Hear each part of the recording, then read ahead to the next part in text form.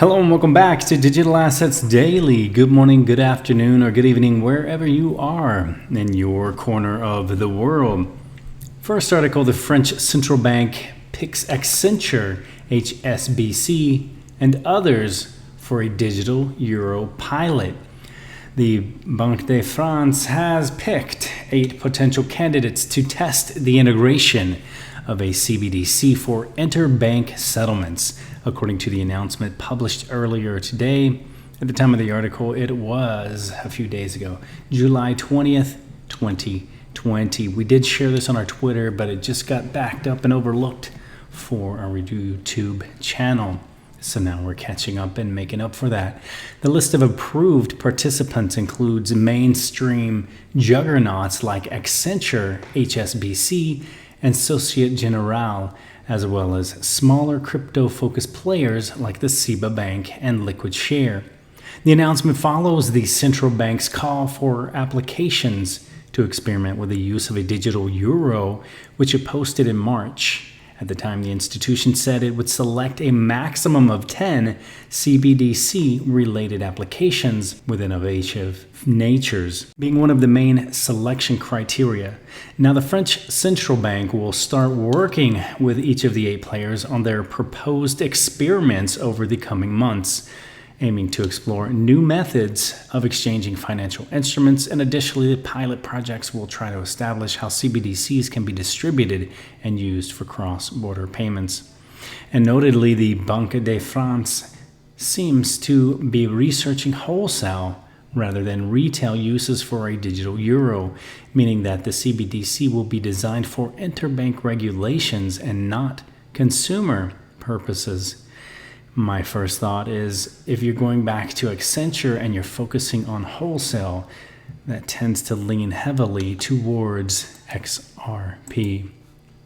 The U.S. House passes 2 blockchain amendments and annual defense budget bill.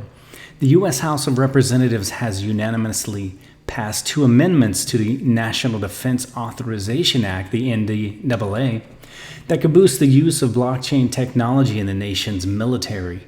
And while the amendments are yet to be set in stone and are pending approval by the U.S. Senate and President Donald Trump, they highlight the use of distributed ledger technology, DLT, for defense-related activities ahead of the 2021 fiscal year.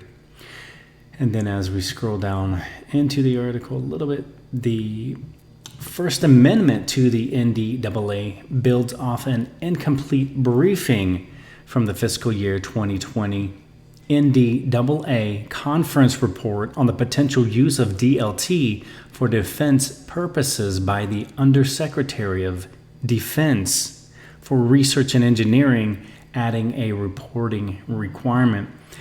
The purpose of the resulting report will be able to summarize the key findings of the briefings, assess research activities from adversarial countries, and make recommendations for additional research of DLT, and consider consolidating that research within a single hub. The Second Amendment to the Defense Bill adds DLT to the definition of emerging technologies so it can be included in assessments for maintaining the U.S.'s technological edge, and will be overseen by the Steering Committee on Emerging Technological and Security Needs. So I found that pretty exciting. Before I skip out of this article, the amendment came after a report released in May by Amazon Web Services stating IBM, Deloitte, and others that suggested the U.S. was falling behind to rivals China and Russia on blockchain use in the military. And we know we like those because that says it's leaning a little towards stellar. Still no bank account after 25 years in Bangkok. This is an article in regards to Lightnet, and we like Lightnet because it does use stellar. Shri Kun Lisad smiles as she meets us in front of a local fresh market where she regularly shops. She is a 41-year-old Laotian and who has spent the last 25 years living and working in Thailand as one of the estimated 35 million registered immigrant workers that make up a crucial part of many Asian economies. So as we scroll down a little further into this, and as so many other migrant workers, she has been locked out of the traditional banking system. She neither has a bank account back home in Laos nor in Thailand. And during our conversation, she keeps coming back to the risks she's undertaken when sending money overseas. She has never used any money transfer operators such as Western Union or MoneyGram, as she feels they are too costly.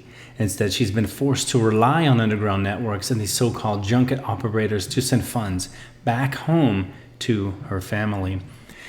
Cross-border remittance operations still have a long way to go before they reach a critical point of mass adoption among the migrant workers. Lightnet Group is trying to offer an alternative service which is safe, easy to use, and cost-effective.